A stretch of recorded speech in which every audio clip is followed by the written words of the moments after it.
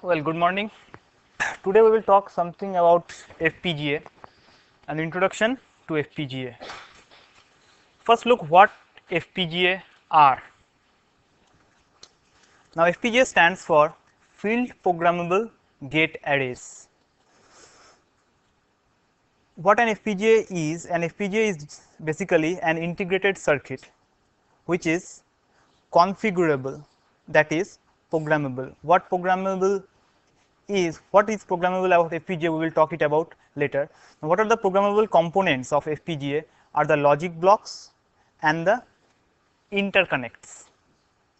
The logic, there are some logic blocks in FPGA and the interconnections between the logic blocks, those are the main configurable component of FPGA. Now, the term field programmable, what is, why the term field comes? The field stands for programming in the field, that is the device function can be modified or configured or programmed in the lab or at the site where the device is installed. Okay, means you have this FPGA, sometimes you can use it at the site to perform say addition at sometimes say you can use it for multiplication and so on. So, why it is called field programmable? Because we can modify the function in the lab itself. Now, FPGA is an inexpensive and easy realization platform of logic networks. Means you can use this can be used in the academics or by the students for to verify the logic networks in hardware. It is as simple as software. FPGA generally contains some programmable logic devices, some logic gates such as your XOR, NAND, such gates are present. There are some RAMs and some other hardware components such as your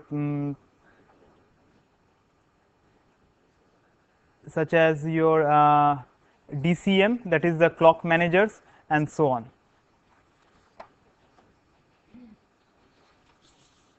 Now, in an FPGA contains a layout of a unit which is repeated in a matrix form. Suppose this is an FPGA core, there is a certain unit which is repeated in a matrix form.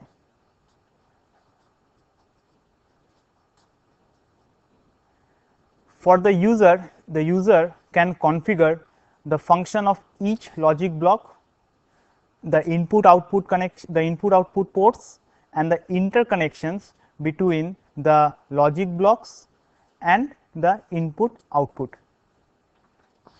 Now, today there are many vendors which provide FPGA such as Xilinx, Actel, Altera. These vendors provide different types of FPGA boards. They differ in the programmability it provides, means the way user can program it, means implementing the programmability. They differ in the interconnection arrangement.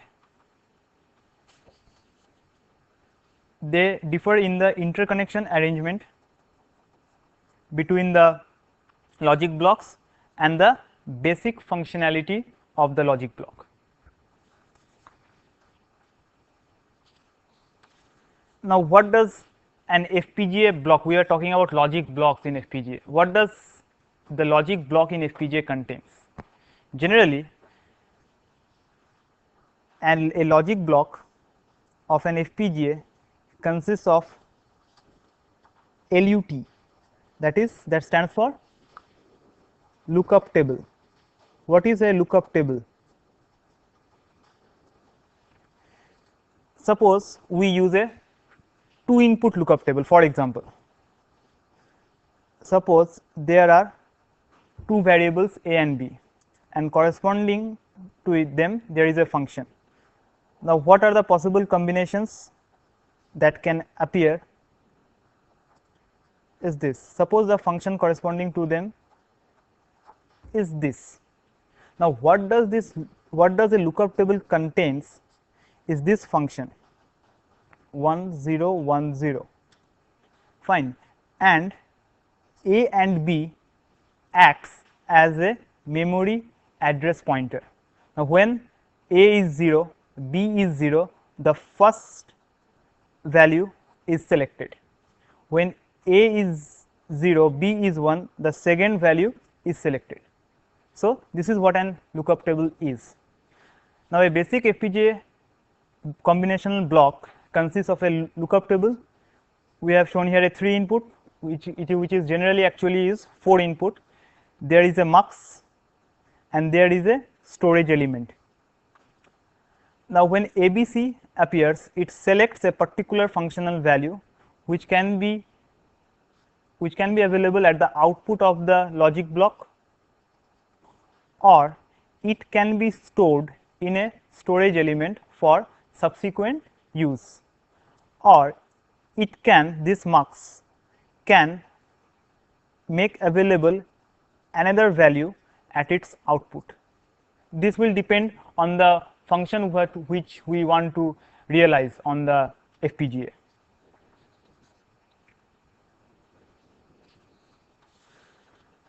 Now, an example of an lookup table again. Suppose we have to realize a function a and b ORed with complement of c. So, what is the required function? This is the required function ab ANDed and ORed with complement of c. The truth table is something like this. So, what we have in the lookup table is an SRAM cells. There could be some other types of cells, so we can use anti-fuse and all those techniques we will talk a little bit later. Suppose we have a SRAM, means static random access memory. The functional output is stored in this SRAM. All these values are fed to a 8:1 mux. The mux select line are ABC. When ABC is 0 0 0, then the first line is available at the output. When ABC is 0 1 1, then the fourth value is available at the output. So, in this way the function y is realized.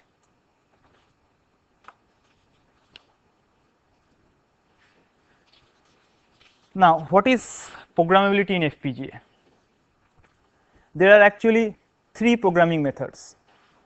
One is SRAM based, another is anti-fuse technology, and another is EPROM and EEPROM. Now, SRAM based programmability method is used by the Xilinx FPGA and the Altera based FPGAs, whereas the anti-fuse technology is found in the FPGAs provided by Actel and QuickLogic. EPROM, and these are not very commonly seen. We will mainly concentrate on SRAM, and we will talk some little about anti-fuse technology.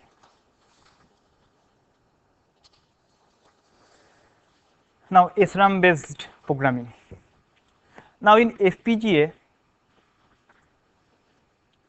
now let us look at the basic FPGA architecture. Now, what does an FPGA architecture contains? Basically, we talk that there are some combinational logic blocks. This contains the logic block, which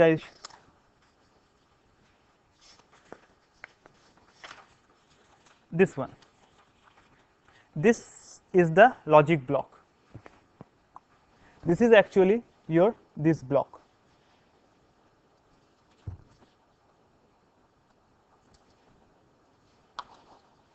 This is actually your this block. This is the logic block. This is actually your logic block. There are some input output ports that are programmable, and there are some interconnections that are also programmable. Now, these programmable interconnections, these interconnections are actually programmable. So, what does programming here means? We will program these interconnections. The main FPGA connections are what we found in FPGA are pass transistors, transmission gates and multiplexers. Now, how do interconnection takes place? Suppose there is a these interconnects, these are interconnect lines, these are vertical interconnect lines and these are horizontal interconnect lines. Now, we have to connect this line with this line. What we have is we do not have any physical connection at this point actually. What we have a MOS here and an SRAM here. We can SRAM cell rather. Now, what we can do, we can program this SRAM cell to have 0 or 1. When it is 1, this creates a connection between these two lines. When it is 0, this connection is open. So, what is there is actually making or breaking of cross point connection. These are cross point. We are either making the connection or breaking the connection, and define the function of the logic blocks. We will see it in a while. How function of logic blocks is programmed. Now, here for example, now suppose this is a line. Suppose we have to sometimes we have to make the output high impedance state. So, this is a SRAM cell, we will put a 0 there. Suppose we have to connect these two lines, this first line and the second line, then we will put a 1 here. Similarly, a transmission gate, again similarly a transmission gate can be programmed using a SRAM. Similarly,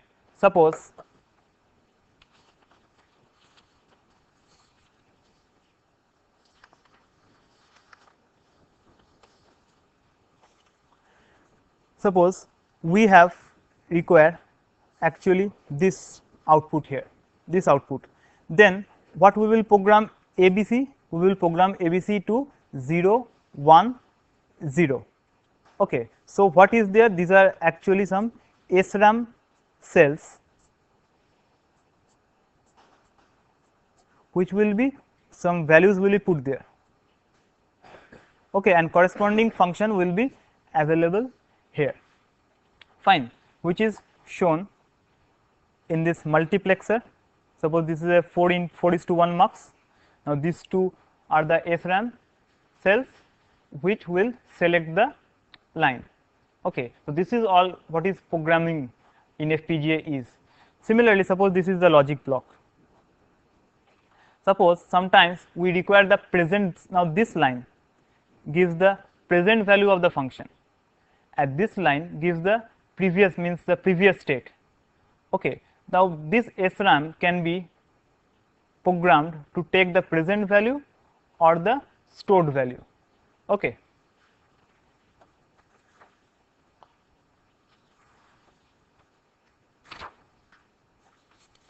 Now, how is this SRAM based programming takes place? Now, we say that there are some IOBs, input output blocks.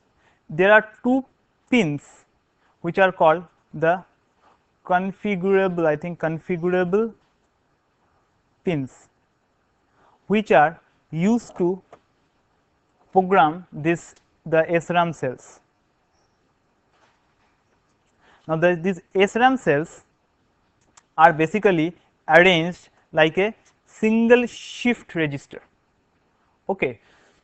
The configurable, now that when you implement a logic into a device specific, means into an FPGA device, what it generates? It generates a configuration or bit file. Okay, means it contains some bit streams.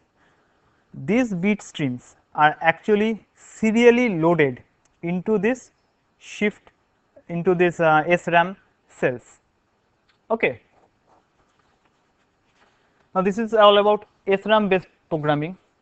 Then another type of programming that we have is the anti-fuse technology. Now anti-fuse technology is actually a one-time programming technique. Means you have programmed it once and it's over. You cannot reprogram it.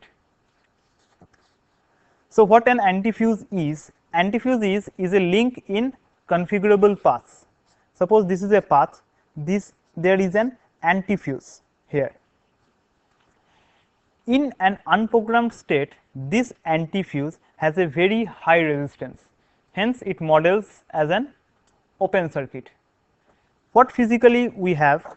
Suppose this is the metal 1, this is the metal 2, and in physical layer this is the metal 1 and this is the metal 2.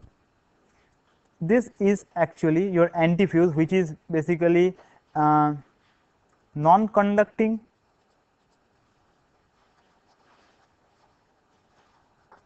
silicon, you can say. Okay. This is an oxide layer. Now when a high voltage is applied to this anti-fuse and a connection is built between these two metals, that is, the silicon, non-conducting silicon becomes conducting due to high voltage applications. The conducting properties of the silicon actually changes. This is something at the device level. We will not talk much about this. So once this is done, you cannot return to this state. Okay, so it cannot be reprogrammed. Fine. Now about FPGAs, we talked that FPGAs are generally programmable. Now in anti-fuse technology, we are saying that it is not reprogrammable. Means once you have programmed it, you cannot reprogram it. Why it is so?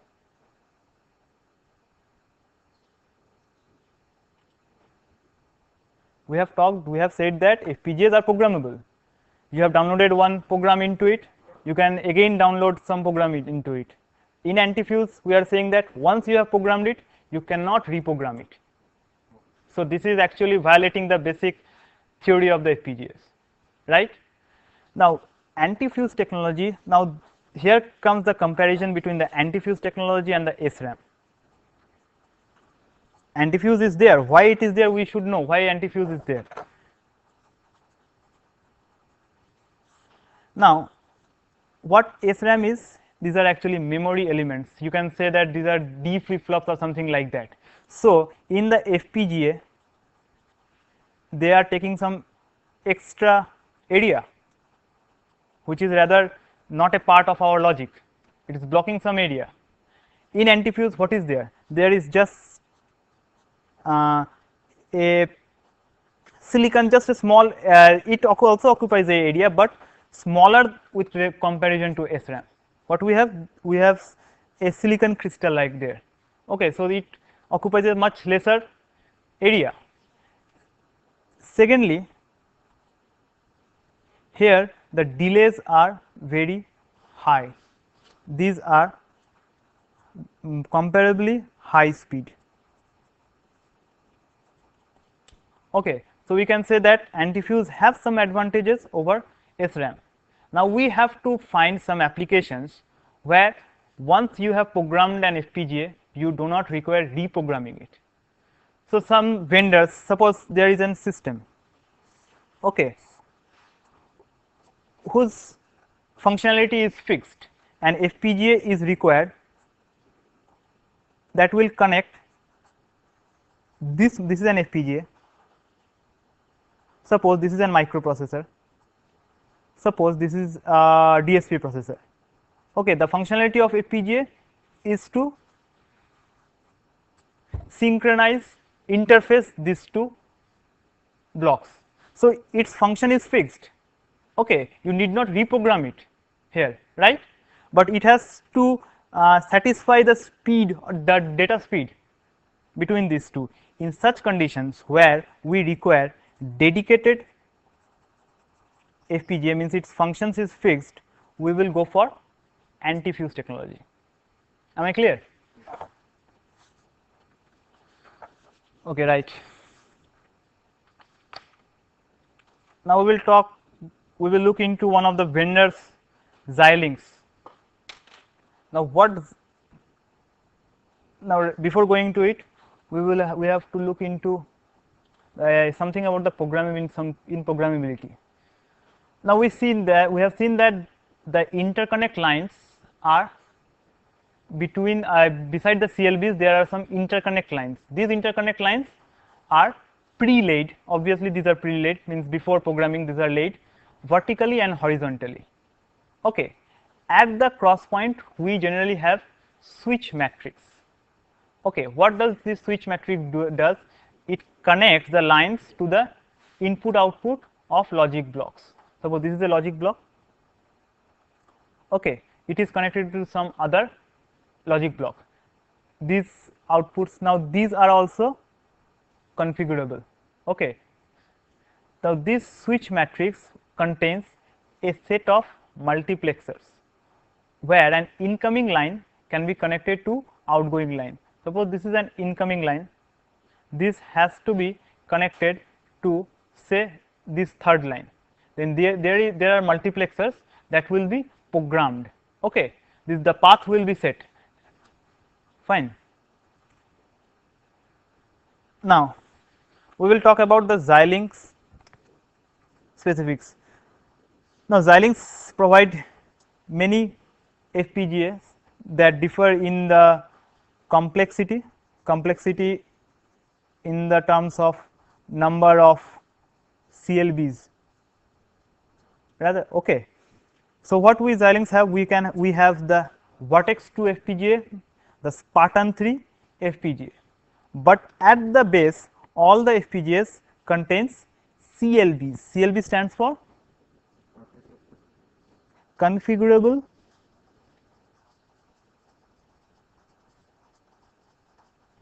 logic blocks. There are some IOBs. IOB stands for input output blocks. PI stands for programmable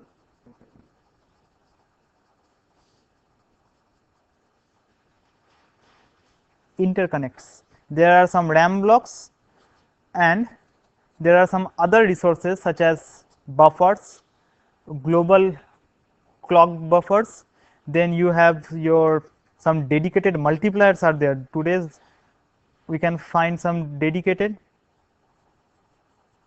multipliers. Okay. Now let us look into the Vertex 2. What we have at the outer sections, we have the IOBs. Okay, here you can see there these are the configurable logic blocks. These are the configurable logic blocks. The white space between shown are the programmable interconnects. There are some RAM running vertically, the RAM blocks. Beside the RAM blocks there are some dedicated multipliers. Fine.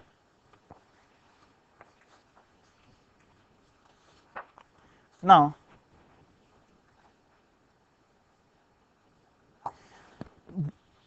talking about CLBs, basically the CLBs contains slices. Suppose this is a CLB, configurable logic block, which it has two halves. Each half is called a slice. We are talking about Xilinx FPGAs. Okay, so each CLB contains two slices. Now we look into this slice. What the slice contains? Now the slice contains two 4-input function generators, carry logic and storage element. Now look into this vertex slice. Now what is there in a vertex slice? You see there are two LUT lookup tables. These are what? These are the function generators. See, there are 4 inputs. They are numbered 2. So there are two 4-input function generators. Now you can see here an AND gate. Okay, you can see here CY. Now this generates the carry logic. Suppose you have to implement an addition in this CLB, then this provides the carry logic. Okay. Now there are two storage elements. Okay, means suppose your output has to be saved for the next level of operation, then these flip flops comes into play. Here you can see an XOR. Now what does this XOR performs is the addition. Sometimes where you need an addition, you will not go for a lookup table, you will just implement here. Now all these functionalities are selected by the mux provided in between. Fine. So there are two slices.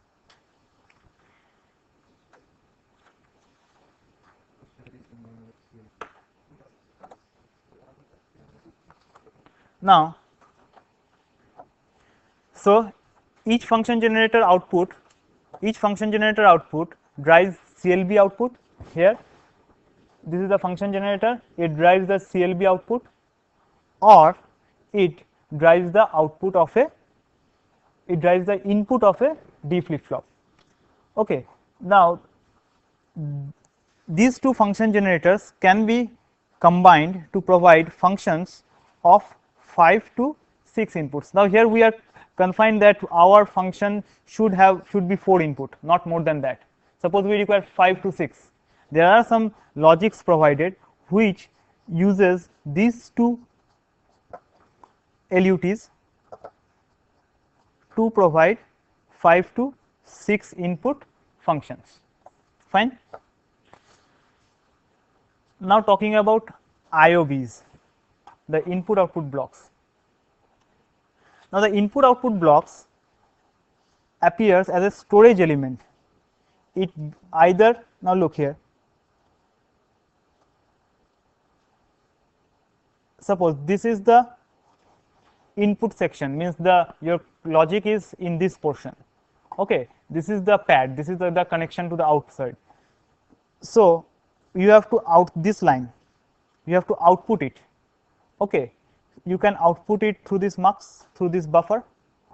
You can store this output in this flip flop and can output it through this mux. Fine.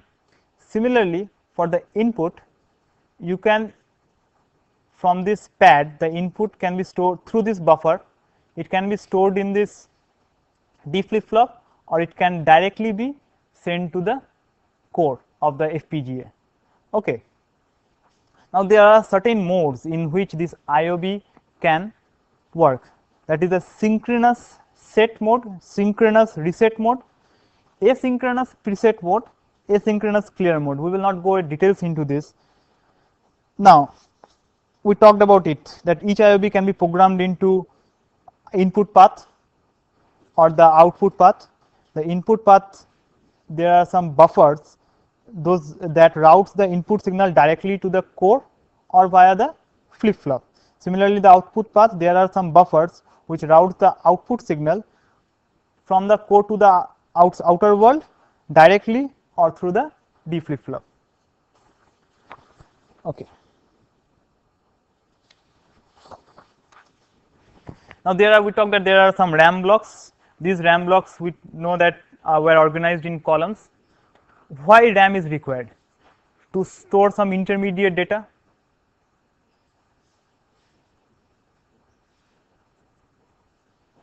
There are programmable routing.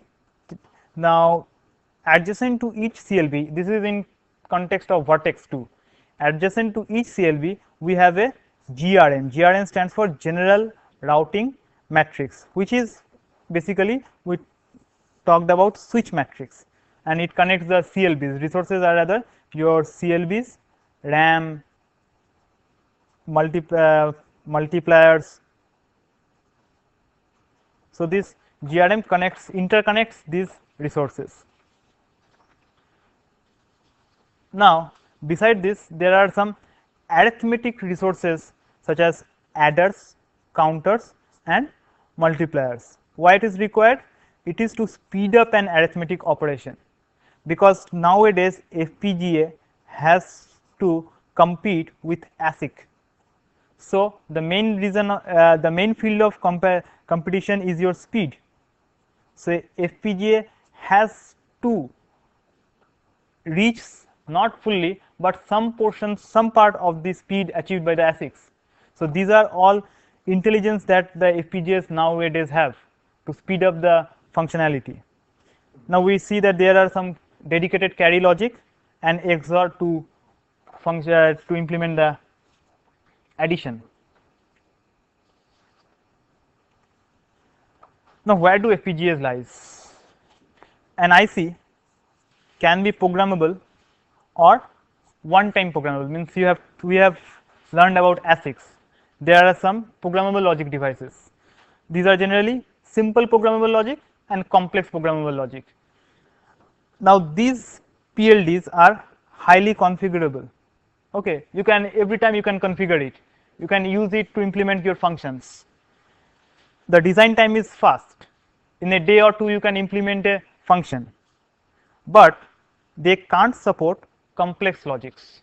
Suppose you have a huge logic, but they cannot be implemented on PLDs, whether it be CPLD.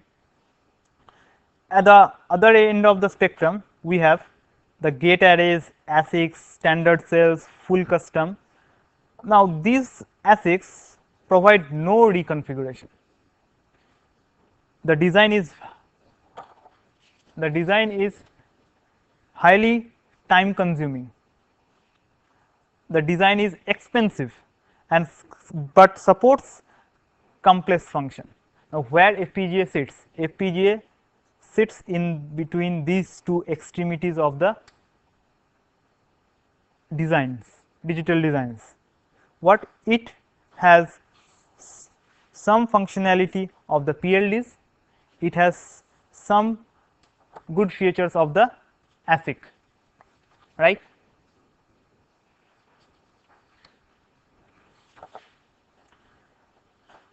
Now, FPGA generic design flow, how we design when we talk about FPGA. At the first level, we have the design entry, means we create our design. We can create our design using schematic. There are some schematic where you have provided with AND gates, XOR gates. You can design with these are in schematic, or you can write your own HDL. Okay. Now, once you have created your design, you have to implement it. What does implementation means? Means given an HDL, you have to mold it into a language, we will not say language, into something that FPGA can use. Okay, means we are implementing our HDL to FPGA. What does this contain? This contain partitioning, place and route. Now, what is this? What happens in partitioning?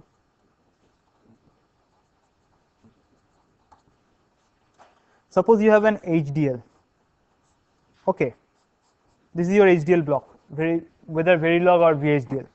Now, in the FPGA, what we have? We have the CLBs, right?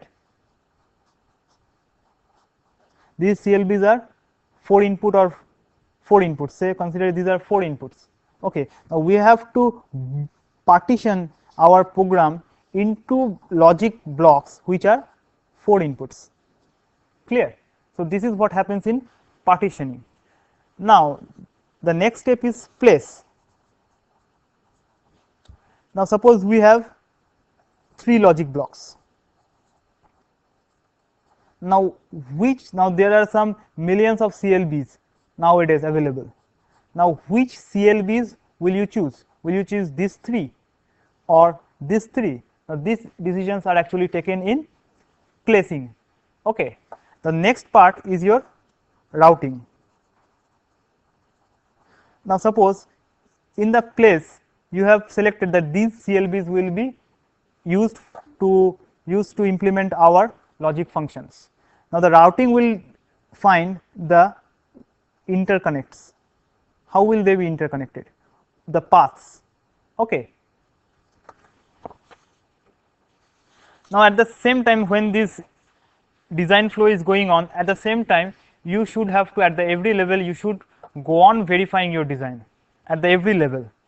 Suppose you can use a simulator at the design entry level, which are provided by your model sim, you know model sim, I hope. Okay. Or check the operation after loading. You have seen this somewhere, that operation of a FPGA after loading. Where? Yeah, that the logic analyzer. It was the functionality, the timing parameters were all tested after loading.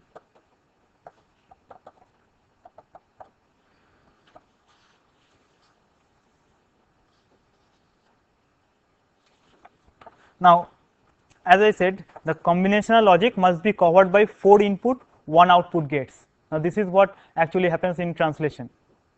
Okay, means all your combinational logic should be converted into 4 input, 1 output gates. Not gates, we can say it as logic blocks. Okay, the flip flop from the circuit must map to the FPGA flip flop. Okay, suppose we require a 4 flip flops, right? In a CLB we have only 2 flip flops. Okay, this means in under such case we have to use 2 CLBs, right? Now the placement generally attempts at wiring minimization. Okay, because if wiring increases, then delay increases, then speed decreases. Okay, so these all decisions are taken at the placement.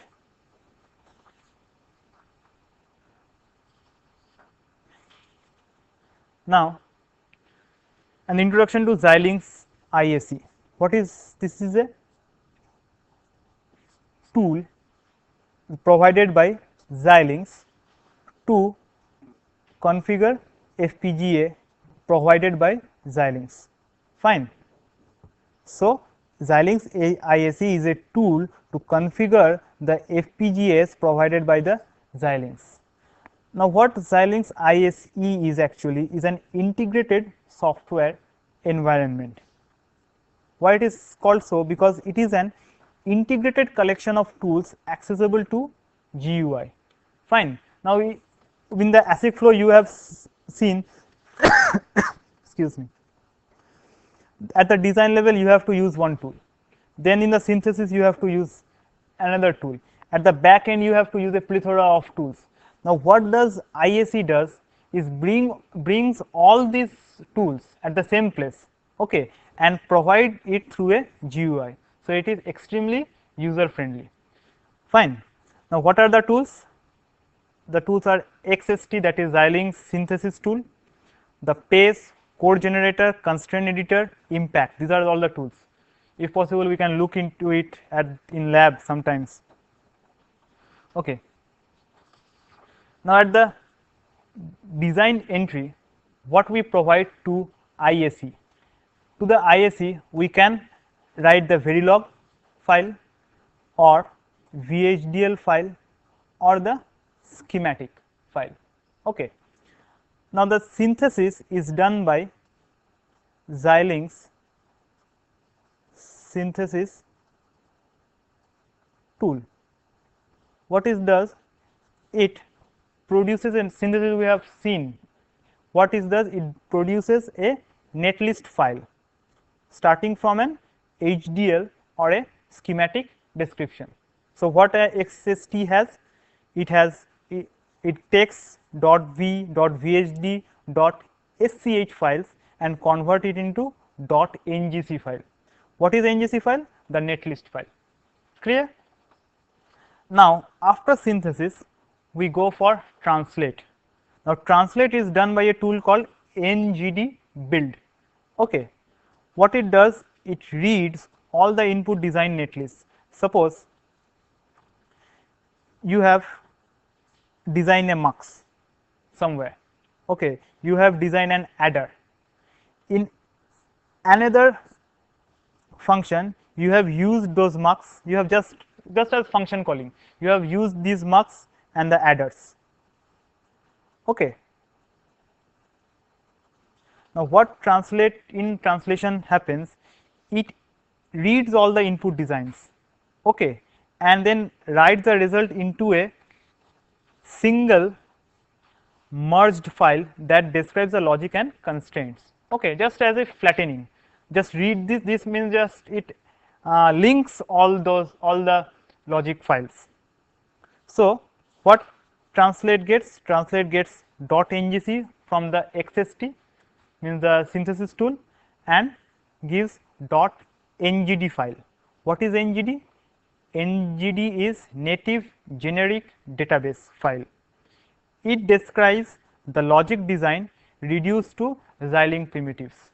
Okay. Now, we are going to the board, okay, towards the device. So, ngd file describes the logic design reduced to Xilinx primitives. Now, after translation,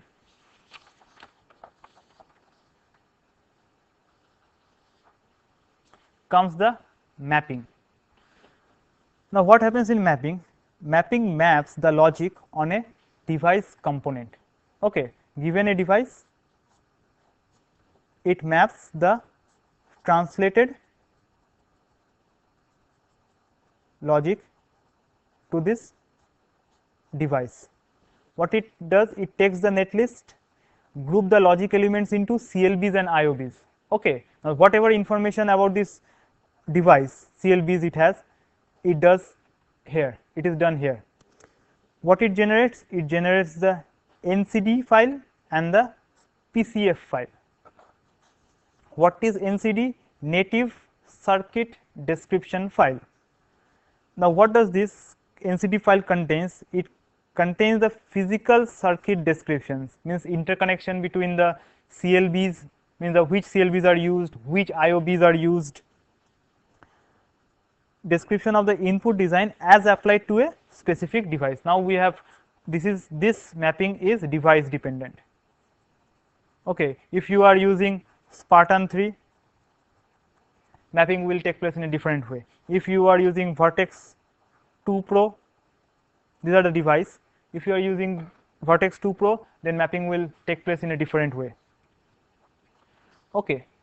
Now, mapping generates the NCD file and the PCF file, that is the physical constraint file. What is, as the name says, it contains the physical constraints. Okay, means these CLBs can be used, these CLBs cannot be used, it will increase the delay. All those constraints are stored in the physical constraint file. At the next, after mapping, we have the place and route. It determines the placement of the cells, means which cell will be mapped to which CLB, and the routing between the cells. Followed by place and route, we have the bit stream generation, that is actual configuration, means the bit stream that is sent to the FPGA are generated after the place and route. So, what is a bit stream? A bit stream is a stream of data that contains the location information, means which CLB for the logic on a device.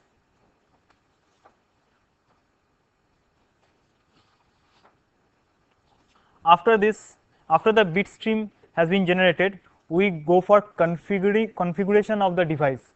Okay.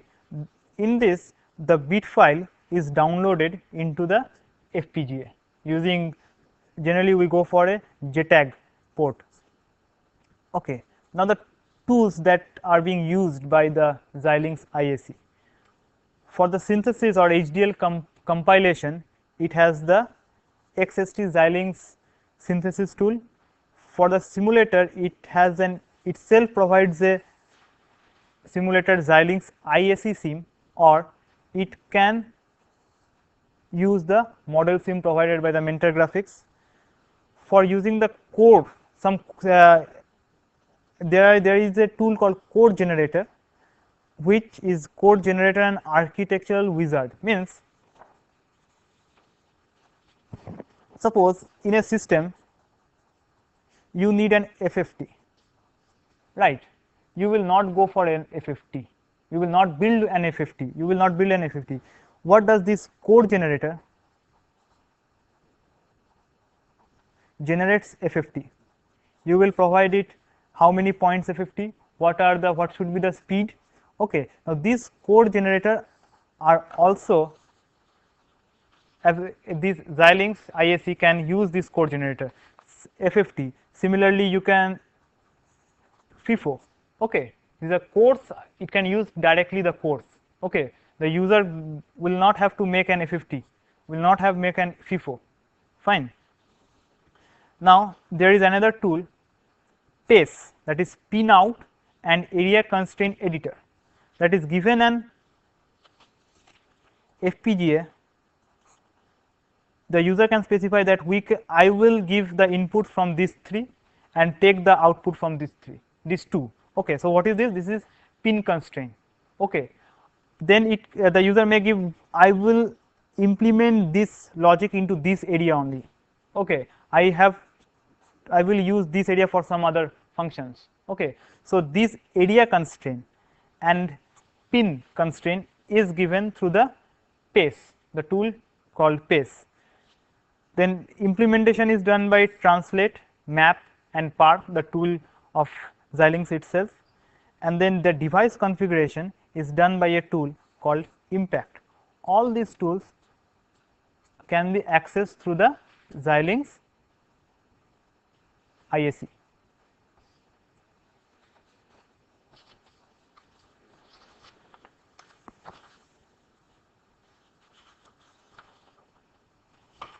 Now an example. Now suppose you have to implement a modulo 4 counter.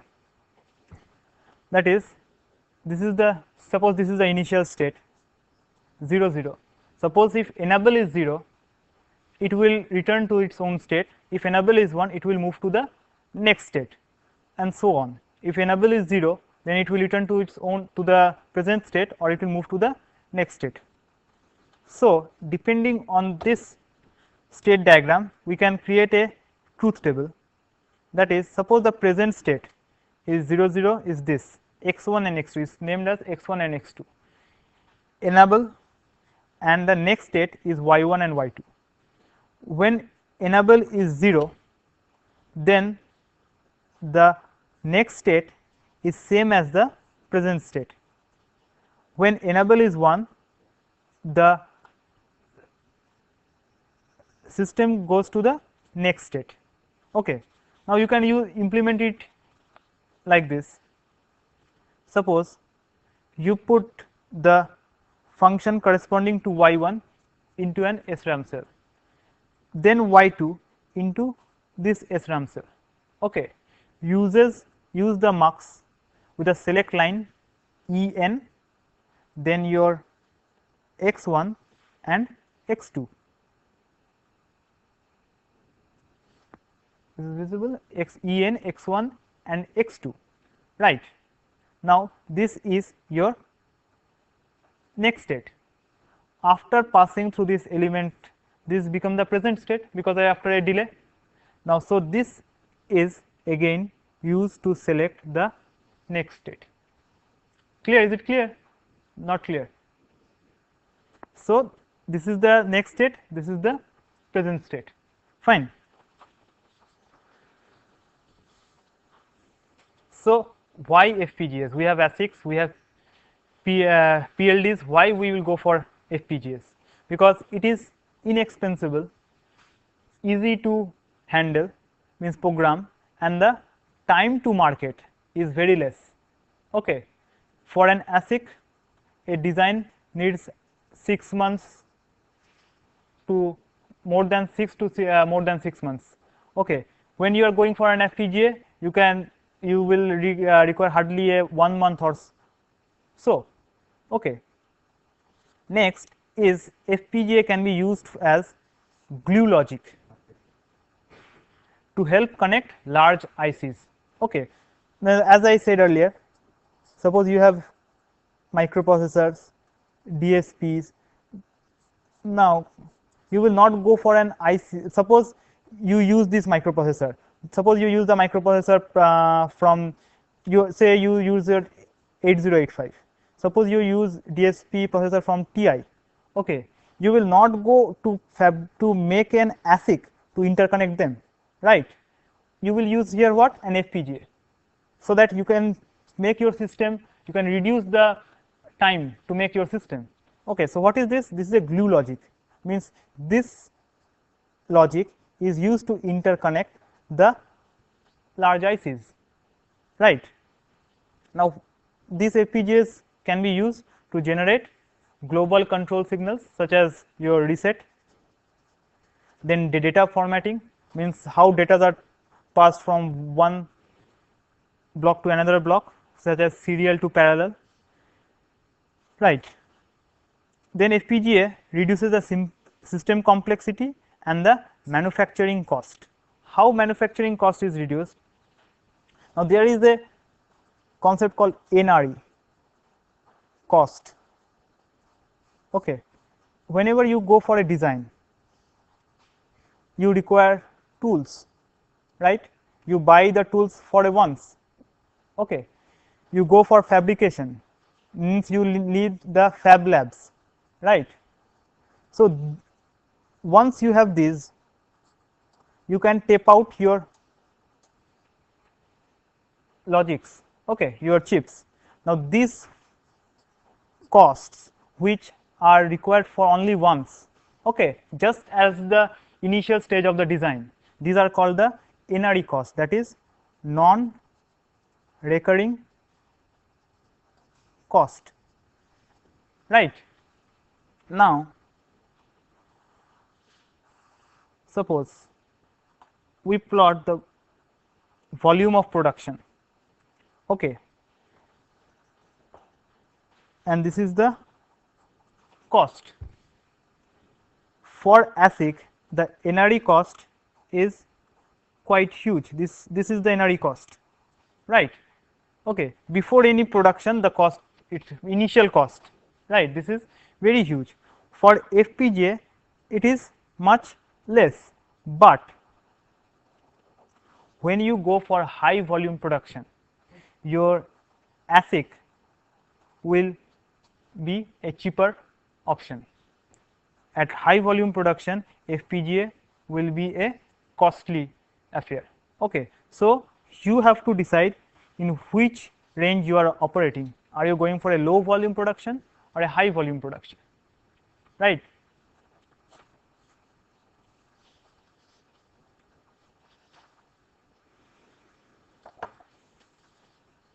Now the density that is gates per area of FPGAs continue to grow. Okay, we are having larger and larger number of CLBs on these FPGAs. Okay, now due to this, the FPGAs are competing with custom IC, means custom ASIC, for special processing functions, and even competes with microprocessors in dedicated applications. It is removing the DSPs now. Now DSPs are DSP processors. What is DSP? DSP processors. Okay, DSP processors are being removed by FPGAs. ASICs are now replaced by FPGAs. Right. Now coming on to the last slide, there are some comparisons. We will compare the performance, means in terms of speed, okay, the NRE cost, the unit cost, and the time to market. Now we know that ASIC has the maximum speed. Okay, microprocessors has the least speed. Why microprocessor has the least speed? Compare means least speed means lesser speed than ASIC.